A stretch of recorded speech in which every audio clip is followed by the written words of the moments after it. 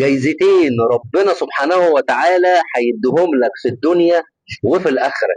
بس أهم حاجة تعمل شرطين اتنين: الحمد لله رب العالمين، الحمد لله ولي المتقين، الحمد لله العزيز الحميد، المحصي المبدئ المعيد، أحق من عبد وأكرم من سئل، وأجود من أعطى وأرأف من ملك، لا يطاع إلا بإذنه ولا يعصى إلا بعلمه، يطاع فيشكر ويعصى فيغفر، القلوب إليه مفضية والسر أمامه علانية، ليس كمثله شيء وهو السميع البصير، والصلاة والسلام على البشير النذير، رحمة الله للعالمين، سيدنا ونبينا محمد صلى الله عليه وسلم، وعلى آله وأصحابه وأزواجه أمهات المؤمنين.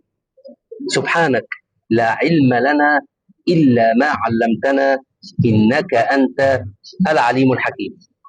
ربنا سبحانه وتعالى بيقول في الآية رقم 30 في سورة الكهف: إن الذين آمنوا وعملوا الصالحات إنا لا نضيع أجر من أحسن عملا.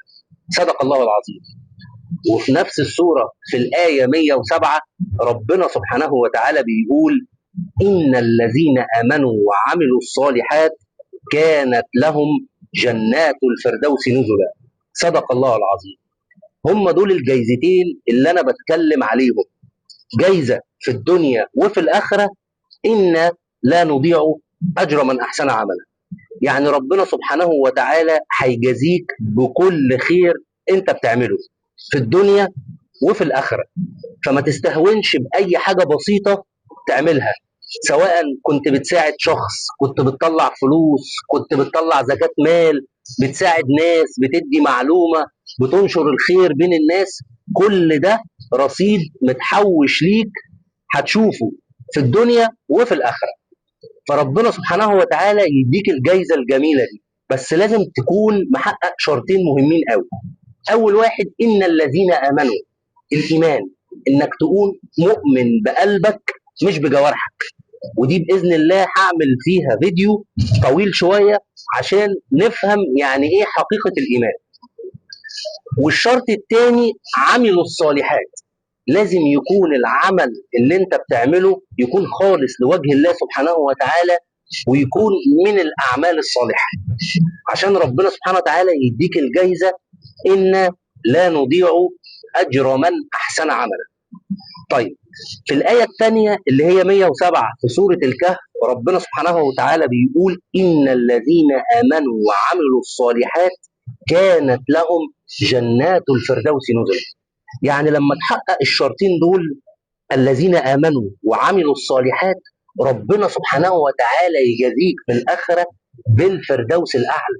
أنت متخيل يعني إيه جايزة زي جايزة الفردوس الأعلى؟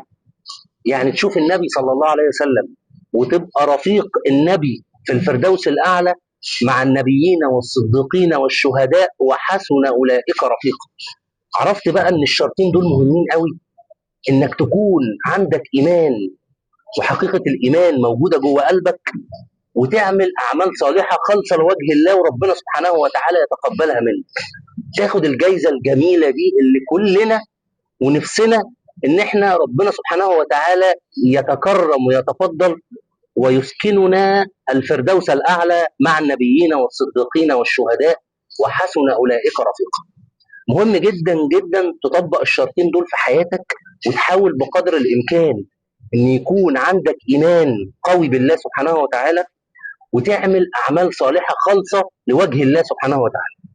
وهنا ربنا سبحانه وتعالى يديك في الدنيا كل اللي انت محتاجه، وباذن الله يجازيك في الاخره ويدخلك الفردوس الاعلى مع سيدنا ونبينا محمد صلى الله عليه وسلم وجميع الانبياء والصديقين والشهداء.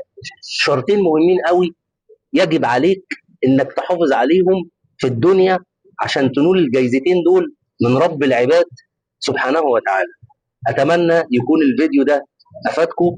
شكرا للمشاهدة، والسلام عليكم ورحمة الله وبركاته.